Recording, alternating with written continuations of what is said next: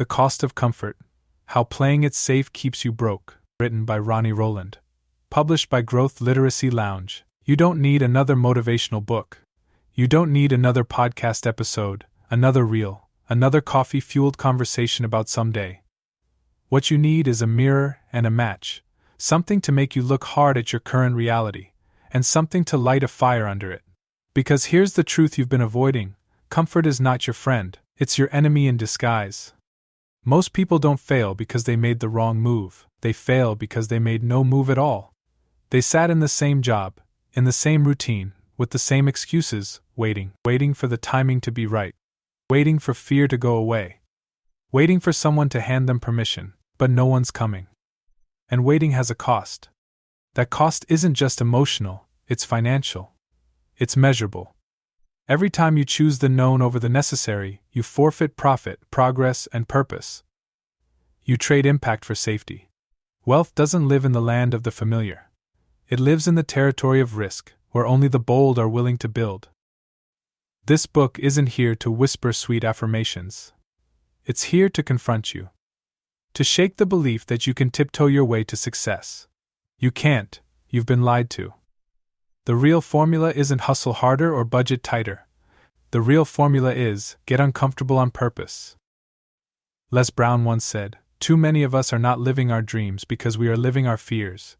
He wasn't talking about nightmares. He was talking about comfort.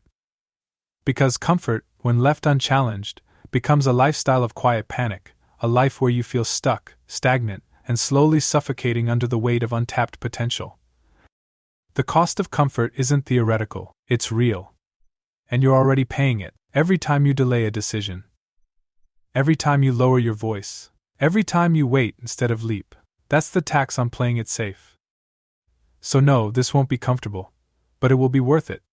Because by the time you finish this book, you'll stop negotiating with your smallness. You'll stop asking fear for permission. And you'll start making decisions that build the kind of wealth, financial, emotional, and personal, that only lives on the other side of risk. Let's burn the safety net. Chapter 1: The Silent Price Tag of Playing It Safe. Imagine a man standing still on a moving walkway at the airport. Everyone else passes him by, not because they're faster, but because he refuses to move. Now imagine that walkway is your life. The belt doesn't stop. Time doesn't pause. And standing still is just another way to move backward. That's the price of playing it safe. Motionless existence in a world that rewards momentum. Most people won't realize what safety has cost them until they're choking on regret. They'll sit in quiet rooms, years down the road, wondering how their dreams expired without warning. No wreckage, no explosion, just a slow, quiet death. And the killer? Comfort. That subtle, smiling assassin. It doesn't arrive with flashing lights or sirens. Comfort doesn't scream, it whispers, "Stay here." It's easier. It offers the illusion of control while robbing you blind. It talks you out of risk and calls it wisdom. It convinces you that settling is responsible, that small is secure, that average is acceptable. But average is never neutral. It's expensive. It costs you ideas you never acted on, relationships you didn't fight for, opportunities you rationalized away, and potential you left untapped. Every time you chose familiar over bold, you paid in full with your future. Think of the job you don't love but keep because it's predictable, or the side hustle you never started because it might fail, or the conversation you avoid because it's uncomfortable. All of it paid for in silent installments. Comfort charges interest, and it compounds daily. The tragedy is that comfort feels like progress because it keeps the lights on. You're surviving. The bills get paid, you're fine. But fine is a false finish line. You weren't made for fine. You were made for fire, for force, for forward. The people who escape the orbit of average don't do it by being smarter. They do it by being braver. They feel the same fear you do, but they refuse to bow to it. They treat comfort like a threat, not a refuge. They lean into what makes their hands shake and their voice tremble. Because they know something most never figure out: the comfort zone is a padded prison. It won't punish you quickly. It will lull you slowly, and while you sleep, it steals. First your ambition, then your drive, and finally your belief. Until one day, the life you tolerated becomes the life you resent. That's when people panic. They chase magic bullets, quick money, overnight success, fake gurus selling shortcuts. But what they really need is a confrontation. A wake-up call. The raw, unfiltered truth: you're not stuck because you lack options. You're stuck because you've made an idol out of certainty. Wealth doesn't grow in predictable soil. It grows in risk, in action, in the unknown. The people who build lives of freedom are the ones who said yes before they were ready, who chose to leap before the net appeared, who understood that while comfort feels like peace, it's actually poverty in disguise. So if you're waiting for the perfect time, it won't come. If you're hoping for a guarantee, there isn't one. But if you're ready to stop paying the price of playing it safe, then the next move is yours. Not tomorrow, not someday, now. Comfort feels safe but costs you momentum, money, and meaning. Every choice to avoid risk is a payment toward regret. Average is not neutral, it's quietly destructive. What has playing it safe already cost you that you can never get back? Pinpoint one area of your life where comfort is winning. Take one bold, uncomfortable action in that area today. Chapter 2: Why Survival Mode is a Poverty Trap. Survival mode sharpens your instincts and dulls your ambition. It makes you reactive instead of strategic, desperate instead of deliberate. It's supposed to be a phase, a temporary setting while you regroup, but for too many it becomes a lifestyle, and that lifestyle is a financial death sentence. You can spot someone trapped in survival mode by their language. I just need to make it through the week. Once things calm down, I'll focus on that. I can't afford to think about that right now. These aren't harmless phrases. They're a script, rehearsed, recycled, and deeply rooted in fear. And they build a mindset that repels wealth like a bad odor. Because wealth doesn't answer the cries of desperation, it responds to clarity, creativity, and courage. But survival mode leaves no room for any of that. It floods your mental space with urgency, the bills, the emergencies, the constant fires. You spend all your energy keeping the lights on, which means there's none left to build anything brighter. Here's the trap: survival mode disguises itself as discipline. You're making sacrifices. You're working long hours. You're cutting costs. It feels noble, responsible. But discipline without vision is just controlled decay. You're managing your poverty instead of breaking it. You're optimizing a prison cell. And the system loves it. Society is built to reward compliance, not courage. It pats you on the back for holding it together, never asking if together is even worth holding. You're praised for doing what's expected while being punished silently for not doing what's exceptional. The real tragedy? Survival mode teaches you to fear abundance. When you're used to scarcity, anything outside it feels threatening. You hear the word invest and think risk. You hear scale and think scam. You meet someone winning and assume they're lucky, crooked, or different. Scarcity convinces you that thriving is for other people, not for you. But that mindset isn't instinct. It's conditioning. It's the product of environments, experiences, and examples that trained you to expect less, dream small, and play defense. And the only way to break it is to call it what it is: a poverty trap. Getting out doesn't mean abandoning your responsibilities, it means refusing to let them define your ceiling. You still pay the bills, still do the job, still show up. But you start making moves your future self will thank you for. You carve out time for learning. You save not just for emergencies but for opportunity. You don't just work for income, you build assets, skills, and networks. Most importantly, you stop thinking like a hostage. Hostages wait to be rescued. Builders don't. Builders make bold, calculated decisions that stretch them. Builders don't ask for permission to think bigger. Builders understand that the fastest way out of survival mode isn't hustle, it's strategy. You can't budget your way into wealth if you're still thinking like a victim. You need to start thinking like a threat, to poverty, to mediocrity, to every system that told you survival was the best you could do. Because the truth is, survival is not your destiny. It's just the first battlefield. And you don't win a war by digging a better foxhole. You win it by advancing, risking, and refusing to die in a trench you were meant to run through. Survival mode is not a strategy, it's a trap disguised as discipline. Poverty thinking fears abundance and defends mediocrity.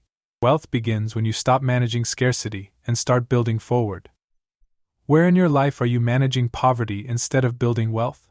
Choose one daily behavior that reinforces survival thinking, and replace it with one action that builds your future. Chapter 3: The Lie of Stable Income. They tell you to get a good job. One with benefits, a 401k, something secure.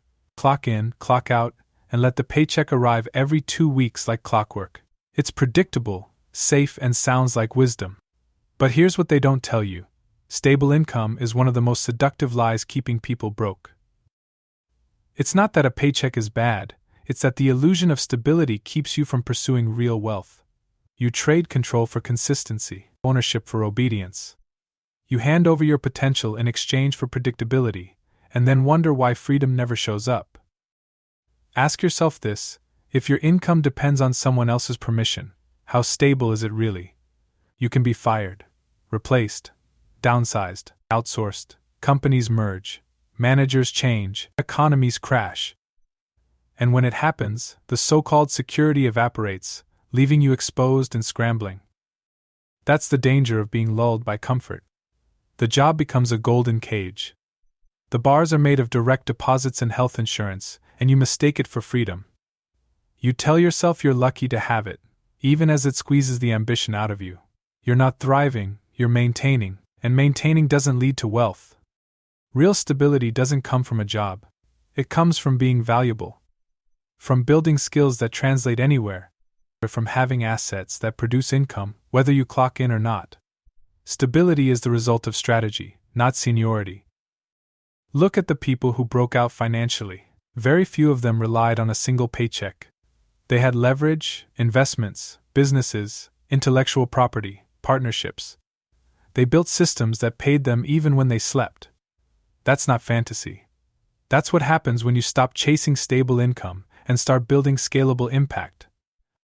But the lie persists because it feels easier. Jobs offer clarity, do the work, get paid, risks are minimized. Uncertainty is outsourced. But so is your growth. The very thing that feels safe is often the very thing that's shrinking you. You stop taking risks. You stop learning new skills. You stop betting on yourself. And worst of all, you build your entire lifestyle around that stable paycheck, a mortgage, car note, credit cards, all designed around the assumption that this money will always come. So when it doesn't, when the company folds or your role becomes obsolete, you're not just jobless. You're trapped. That's how people end up in panic. Not because they're lazy, but because they outsourced responsibility for their financial future. They followed the script, did what they were told, and now they're stuck, wondering why the system failed them. But the system didn't fail. It worked exactly as designed, to keep you dependent. So what's the move? You stop chasing stability and start building sovereignty.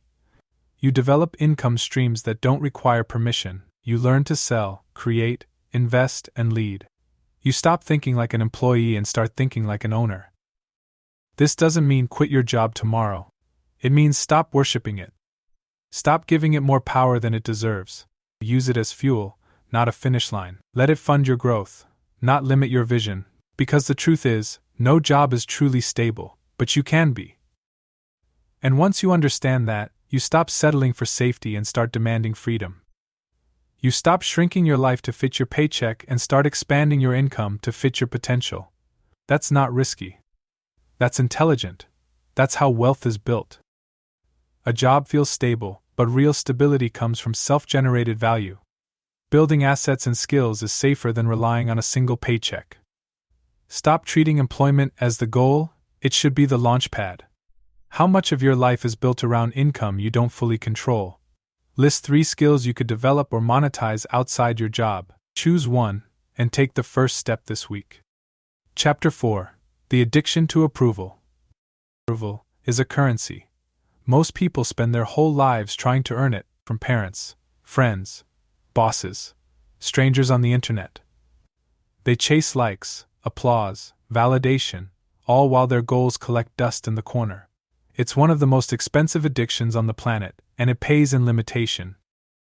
You won't find it listed next to heroin or alcohol, but make no mistake, approval has addicts. People who can't make a move unless it's pre-approved by someone else. They sacrifice dreams to avoid disapproval. They water down ambition to be liked. They shrink their voice, so they don't make waves, and then they wonder why they feel invisible.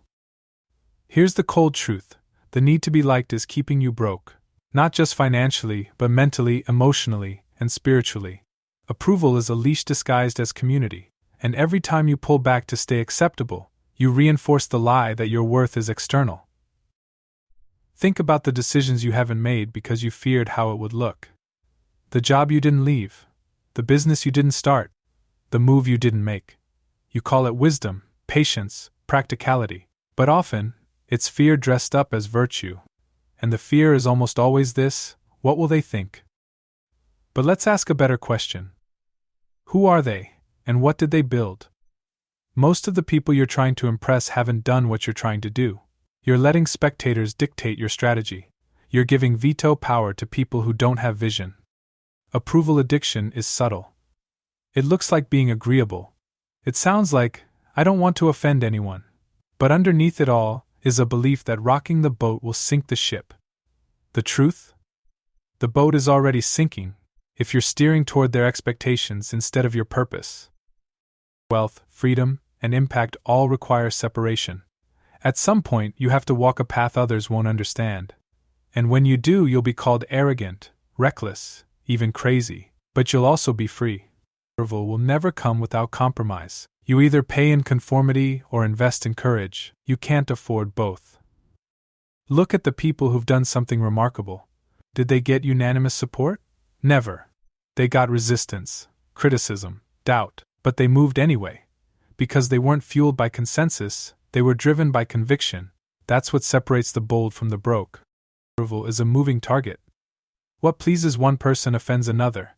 What's trendy today is canceled tomorrow. If you live by applause, you'll die by silence. And that silence will eat you alive if you've never learned how to validate yourself. This doesn't mean become a jerk. It means become rooted, grounded, clear. You don't need to be offensive to be unapologetic. You just need to decide that your calling is more important than someone's opinion. Start asking different questions. Not will they like this, but will this move me forward? Not will this make people uncomfortable? But is this true to the life I want to build? Every time you prioritize growth over groupthink, you get stronger. Every time you choose progress over popularity, you get freer. Because here's what approval never tells you: the people who matter don't need you to shrink. They need you to lead. And the people who only accept a version of you that stays small, they were never your people to begin with.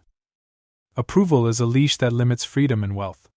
The need to be liked often disguises fear as wisdom. Progress demands boldness, not permission. Where in your life are you shrinking to fit someone else's expectations?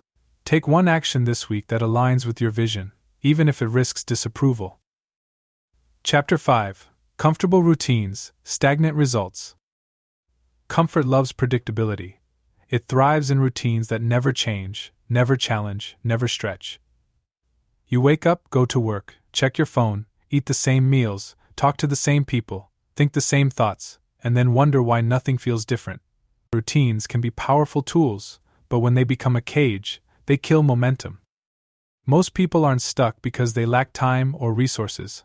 They're stuck because their habits haven't evolved. Their days are copy-pasted loops, safe, familiar, deadly. Because in the real world, anything that doesn't grow, dies, and routines, when left unchallenged, become rituals of decay. You don't notice it at first. Life feels stable, manageable, predictable. But then you wake up a year later in the exact same place, wondering how time moved and you didn't. You convince yourself that you're just being consistent, but consistency without elevation is just maintenance. You're maintaining your limitations with mechanical precision. Comfortable routines numb urgency. They trick you into believing that effort equals progress. But not all motion is forward. Not all activity is advancement. You can be busy and broke, disciplined and declining, on time, yet off course. Look at the most successful people in any domain. They constantly disrupt themselves. They rework schedules, question habits, optimize their environment. They aren't married to what works. They're obsessed with what works better. Because they understand that yesterday's strategies can't fund tomorrow's results. Meanwhile, the average person defends their routine like it's sacred. Same morning scroll. Same shallow conversations. Same Netflix wind down. Then they complain about being stuck, as if stagnation is a mystery. It's not. It's a system, one you built with repetition. This is the dark side of discipline. We idolize routine as if it guarantees results. But routines are neutral. They're either dragging you down or lifting you up. The key isn't just having a routine. It's designing one that creates discomfort, challenge, and momentum. Comfortable routines prioritize ease. Wealth-producing routines prioritize growth. The first keeps you entertained. The second keeps you evolving. And evolution always demands disruption. That might mean waking up earlier, not because it's trendy, but because you need margin to build. It might mean saying no to social events that drain your focus. It might mean reading instead of scrolling, selling instead of consuming, writing instead of wishing. These are small shifts, but they stack fast. The brain craves efficiency. It loves autopilot, but autopilot doesn't build anything. You need tension to grow, mental, physical, emotional. You need routines that scare you a little, habits that stretch your capacity, systems that demand more than comfort wants to give. This doesn't mean chaos. It means intentional friction. You build a life that pulls you forward, that reminds you daily of who you're becoming, that makes room for deep work, hard choices, and bold action, not just for what's easy, but for what matters. If your routine makes room for everything except transformation, it's time to start over. Not everything in your day deserves to stay. Audit it. Interrupt it. Challenge it. Because if your days look the same, your results will too. And here's the wake-up call. Your dream isn't waiting for you at the end of your routine. It's waiting for you on the other side of disruption. You'll never schedule your way into greatness without breaking the patterns that built your limits. Comfortable routines often reinforce stagnation, not success. Not all consistency is progress. Repetition can be a rut. Growth demands disruptive, intentional routines. Which of your daily habits maintain comfort, rather than create progress? Change one routine today to include discomfort. Wake earlier, study deeper, or say no where you usually say yes. Chapter 6. The Math of Playing Small. Most people think playing small is harmless, safer, smarter, less risky. But what they never do is run the numbers. Playing small has a cost, and it's steep. Not in dollars you see missing from your wallet, but in wealth you never create. Every dream delayed, every opportunity dodged, every decision watered down adds up. And what it adds up to is a lifetime of invisible loss. Take the person who undercharges for their skills because they're afraid to ask for more. They say yes to low-paying clients, avoid negotiating, and hope their humility will be rewarded. It won't. It's not that they're being nice. It's that they're bleeding income in the name of comfort. Over 10 years, they lose not just money, but confidence, leverage, and time they can't get back. Or the one who never launches the business because they're waiting to feel more ready. Each month they delay costs them potential revenue, partnerships, and market share, but they tell themselves they're being wise, strategic, patient. In reality, they're just scared. And fear wears a financial price tag too. Now multiply that mindset across a lifetime. The conversations you didn't start. The bold asks you didn't make, the investments you didn't explore, the rooms you didn't enter. Each one of those decisions has a measurable impact, not just emotionally, but economically. Playing small isn't noble. It's expensive. People act like dreaming big is reckless. But what's truly reckless is waking up at 50 and realizing you played your whole life on mute, that you edited your ambition down to fit other people's comfort zones. That you built a life based on what felt achievable instead of what was actually possible. This isn't theory, it's math. Risk has cost, but so does hesitation. So does shrinking. And when you run the numbers, you'll often find that fear is more financially dangerous than failure. Because failure teaches, fear paralyzes. And paralysis doesn't just keep you poor, it makes sure you stay that way. Look at wealth creation across history, it belongs to the bold. The ones who took swings, or who charged what they were worth. Who built before they felt ready. Not because they were reckless, but because they understood that waiting for certainty is the most expensive decision of all. Meanwhile, playing small keeps you in the realm of the predictable. You take what you're given. You don't ask for more. You don't ruffle feathers. And you convince yourself that steady is safe. But steady doesn't scale. Predictable doesn't multiply. Playing small might feel controlled, but control without growth is just a prettier version of poverty.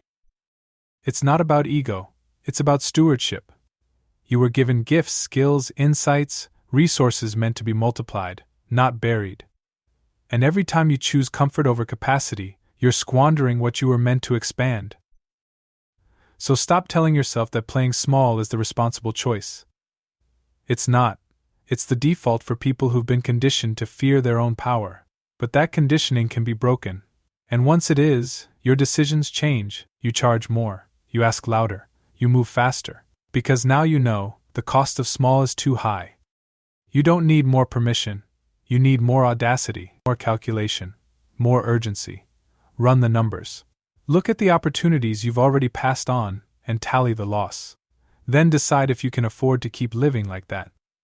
Because the truth is, you can't. Playing small isn't humble, it's expensive. Hesitation and undercharging create long-term financial loss. Audacity backed by action builds wealth faster than caution ever will. What is one way you financially paid for playing small in the past year? Identify one area where you're undercharging or under-delivering.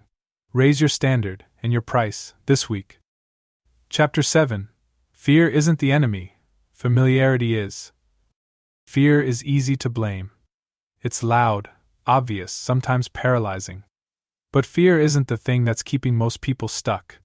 The real enemy is familiarity, the subtle, quiet force that convinces you to stay exactly where you are, even when where you are is killing your potential. Familiarity doesn't wave red flags. It doesn't scream danger. Instead, it whispers comfort. It feels like routine. It feels like home. But it's a home built on limitation. And once you decorate it with habits and beliefs, it becomes almost impossible to leave. Because unlike fear, familiarity doesn't feel threatening, it feels safe. That's the trap. People say they're scared to take risks, scared to fail, scared to be judged. But dig deeper and you'll find something else. They're addicted to what they already know. They've lived in the same mental neighborhood for so long, the idea of moving, even to something better, feels disorienting. So they stay. They stay in the relationship that no longer grows them. They stay in the job that underpays them. They stay in the city that drains them. Not because fear is chaining them down, but because familiarity is sedating them.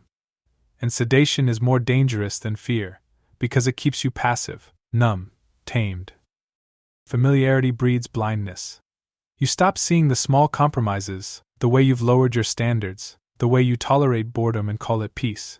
Familiarity convinces you that normal is good enough, even when your soul is screaming for more. But here's the truth, nothing changes until you disrupt the familiar. Growth requires chaos, shaking up your assumptions, breaking your patterns, moving toward the unknown. It's not supposed to feel good. It's supposed to feel foreign. That's how you know you're finally out of the loop that's kept you stuck. Look at anyone who's leveled up their life in a major way, you'll find disruption. They left the known. They exited comfort. They risked looking stupid. Not because they didn't feel fear, but because they refused to be loyal to familiarity. They understood that staying where they were known was costing them the chance to become who they were meant to be. You can't build a new future with an old operating system. You can't install wealth on a mindset wired for survival. You can't download boldness while you're still running fear in the background. It's not about learning new tricks, it's about becoming a new version of yourself, and that means abandoning familiar ground. Familiarity will beg you to wait, to think it over, and to be careful, to stay close to what you've always done. But you already know what that path leads to: more sameness, more stagnation, more watered-down dreams. If your life feels stuck, it's not because you're scared, it's because you've made peace with smallness. You've stopped questioning the habits and beliefs that shape your days. You've made your comfort zone look like a calling, but it's not a calling, it's a cage with nice furniture. You don't need to fight fear. You need to betray familiarity. You need to become disloyal to the version of you that chose safety over expansion. Because that version is costing you everything you haven't built yet. Familiarity won't scream when you leave it behind, it'll just wait. It always does. But if you go back, don't expect anything new, just the same old story on repeat, and you already know how that ends. Fear is loud, But familiarity is more dangerous because it's subtle. Most people stay stuck because they cling to what's known, not because they're afraid. Growth demands disruption of the familiar, not comfort with the current. Where in your life have you confused comfort with purpose? Break one familiar pattern today, change your environment, shift a routine, or challenge a long-held belief. Chapter 8: Wealth Demands Discomfort. There's a reason most people never build real wealth. It's not because they're incapable. It's because they're unwilling. Wealth doesn't come to the most talented or the most educated. It comes to those who can stomach the discomfort that growth demands. If comfort is your highest priority, wealth will never be your reality. Wealth requires discomfort because it's built on decisions that stretch you, asking for more than you think you're worth, saying yes before you feel ready, showing up when you'd rather stay home, investing money you're scared to lose. All of it is uncomfortable, and all of it is necessary. Most people want wealth on their own terms. They want to stay in control, stay safe, stay liked. They want the rewards without the risk. But wealth doesn't come with a comfort guarantee. It demands exposure, vulnerability, the courage to do what most people won't. Not because it's easy, but because you're no longer willing to stay broke just to stay comfortable. You can't build an uncommon life with common habits. The average person avoids discomfort at all costs. They avoid hard conversations, challenging tasks, and any environment that makes them feel unsure. And that avoidance becomes their ceiling. They don't fail because they tried and lost, they fail because they never entered the game. Wealth builders move differently. They lean into the stretch. They treat discomfort as a sign they're on the right path. If it's scary, it's sacred. If it's hard, it's holy. That's the mindset shift. Discomfort stops being a red flag and starts becoming a green light. Consider the entrepreneur who drains their savings to build something that doesn't exist yet, or the single parent who wakes at 4 a.m. to study while working 2 jobs, or the young adult who says no to distractions so they can master a skill. These aren't heroic stories. They're necessary ones. Because discomfort is the common thread in every wealth story that's worth telling. But society doesn't prepare you for that. It tells you to find balance, protect your energy, and wait for the right time. What it doesn't tell you is that growth is lopsided, uneven, disruptive. It will cost you sleep. It will strain relationships. It will make you question yourself. But the alternative is stagnation. And stagnation has a cost too: regret, limitation, and a lifetime of wondering what if. The truth is, every comfort you refuse to release becomes a chain. That job you hate but won't leave, that spending habit you won't confront, that friend group that celebrates your mediocrity. The longer you hold on to comfort, the heavier it becomes. Until eventually, it holds you.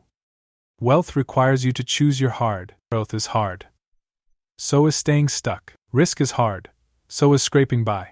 Discipline is hard. So is living paycheck to paycheck. The difference is what you get on the other side. Comfort offers short-term relief. Discomfort builds long-term freedom. You will not ease your way into wealth. You must break into it. Claw into it. Fight into it. That doesn't mean chaos, it means intention. Intensity. A willingness to lean into the fire instead of running from the heat. Because wealth isn't just about money. It's about mastery, discipline, ownership, and none of those grow in the soil of comfort.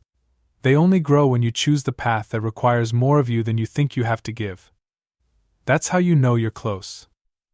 When it gets hard, when it gets awkward, when it gets lonely, that's not a signal to stop. That's a signal to keep going. Wealth requires decisions that create discomfort, not ease. Avoiding discomfort is choosing limitation in disguise. Long-term freedom is built through short-term sacrifice. What's one comfort you're clinging to that's keeping you from wealth? Do one thing today that makes you uncomfortable, but moves you toward your financial goals, then repeat it tomorrow. Chapter 9: How to Invest Before You're Ready. Waiting to feel ready is the fastest way to stay behind.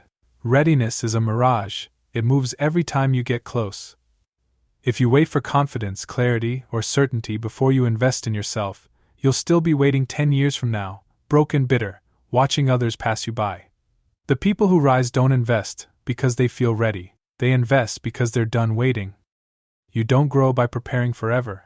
You grow by placing a demand on your future self. Investing before you're ready forces you to evolve. It creates pressure. And pressure, not comfort, is what produces breakthrough. That course you think you can't afford? That coach you think you're not qualified to hire? That business idea you think needs more planning? Those aren't obstacles, they're thresholds. And the only way through is to move, money first, commitment first, courage first. The action precedes the assurance. Most people flip the equation. They wait for conditions to align. They need more money, more support, more time. But wealth builders don't work from ideal conditions, they work from conviction. They invest from belief, not from proof. And here's what they know. Money you invest in yourself is never wasted, even if the path changes. Even if the outcome isn't perfect, what you gain, skills, mindset, momentum, is transferable. But money you hoard out of fear rarely multiplies, it just sits. Safe, but powerless. Think of the student who drops thousands on a degree they'll never use. No hesitation, no doubt. But ask that same person to spend $500 on a course that could grow their income or help launch a business, and suddenly it's too risky. Why? Because institutional investment feels valid, self-investment feels indulgent. That's the mindset that keeps people small. Investing before you're ready isn't about recklessness, it's about responsibility. You're not throwing money into the wind, you're directing it toward your future.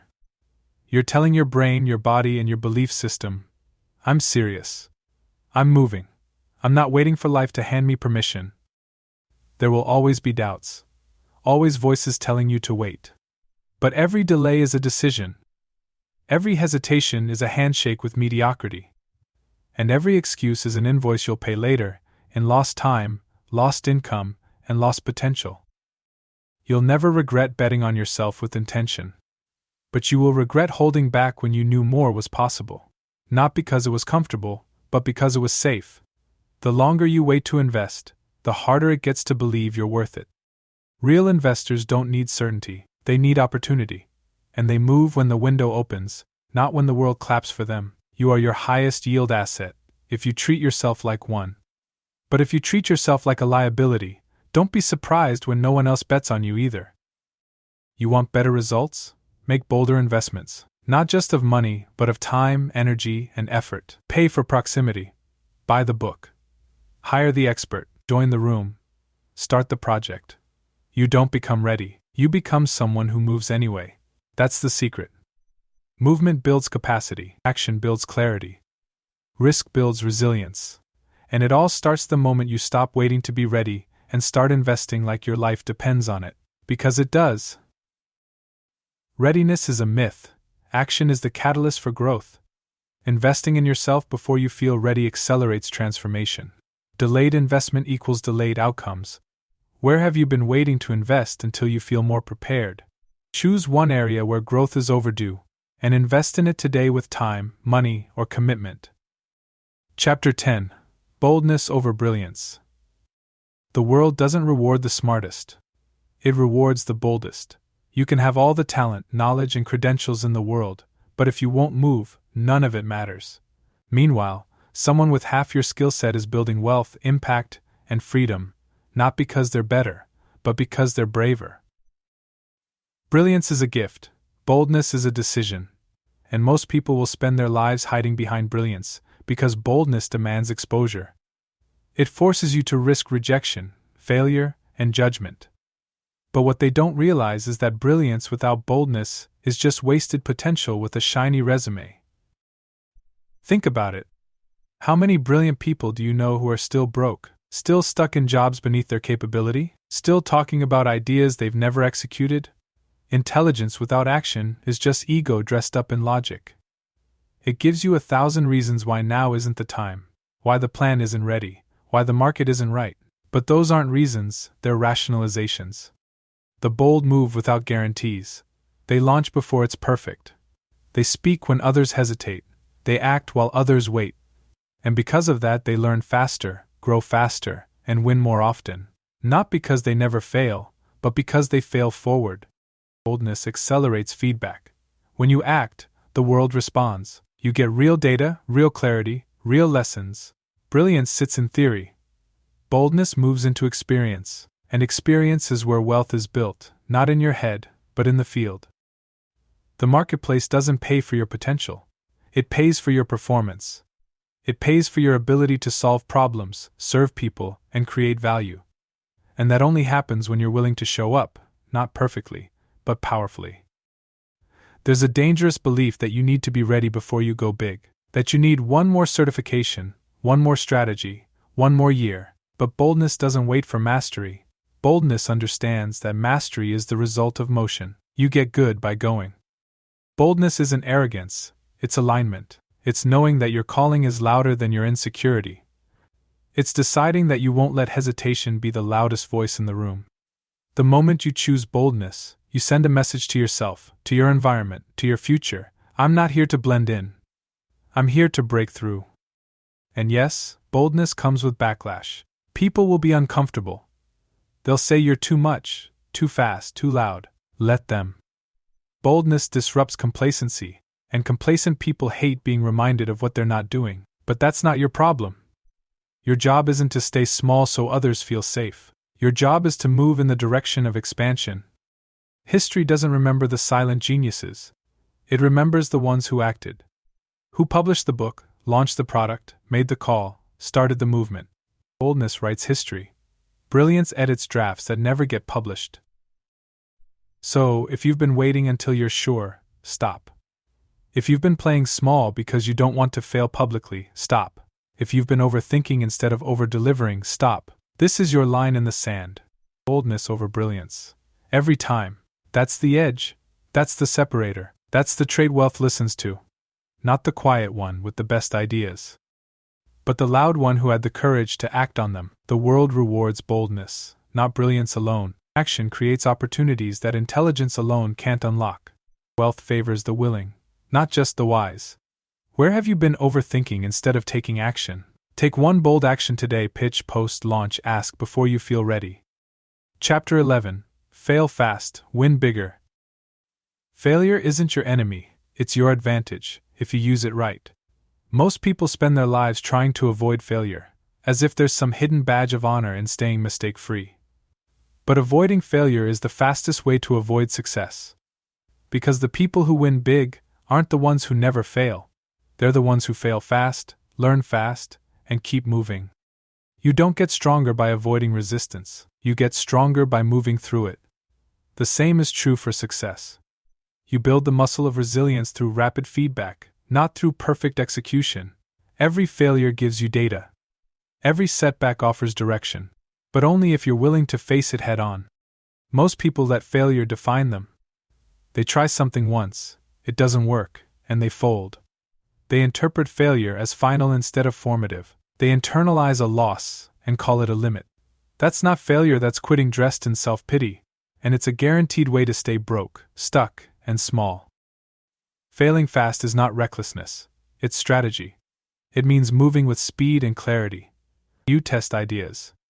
You launch imperfectly. You act before you have it all figured out. You don't waste months perfecting what you could have validated in a week. That's how successful people operate, not with perfection, but with velocity.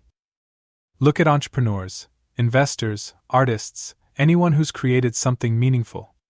Their resumes are littered with flops, mistakes, pivots, and broken bets, but they moved, they tried, they learned, and those failures became fuel.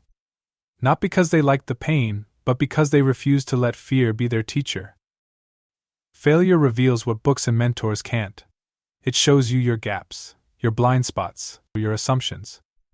It puts your beliefs to the test and exposes what's real. You can read about business for years, but until you make an offer and hear silence, you don't know what it means to sell. You can dream about building wealth, but until you invest and lose, you don't know how to manage risk. Failing fast is the fastest path to expertise. Every mistake tightens your aim. Every misstep refines your process. The only people who stay amateurs are the ones too afraid to start messy. Perfection is a fantasy. Progress is built on mess. But most people don't fail fast because they take it personally. They think a failed product means they're a failure. They tie their identity to the outcome instead of the effort. That's not just unproductive, it's toxic. You are not your results. You are your repetitions. If you want to win bigger, you need to fail louder in public. With the risk of embarrassment, because real success is visible. And visibility comes with vulnerability. But it also brings growth, connection, and opportunity. You don't get known by hiding. You get known by showing up, even when it's ugly. The key isn't to avoid falling. It's to fall forward, to collapse with momentum, to get up with more clarity than you had before. That's the mindset of winners. They don't fear failure, they fear inaction. They know the longer they wait, the more life passes them by. So test more, risk more, launch sooner, let failure teach you faster than fear ever could, because the quicker you fail, the sooner you learn, and the sooner you learn, the sooner you win. Failing fast leads to faster growth, clarity, and success. Perfection delays progress. Messy action accelerates mastery. Failure isn't personal unless you make it personal. Where have you been avoiding action out of fear of getting it wrong? Choose one idea you've been delaying and launch it this week, before it's perfect. Take care, and be well.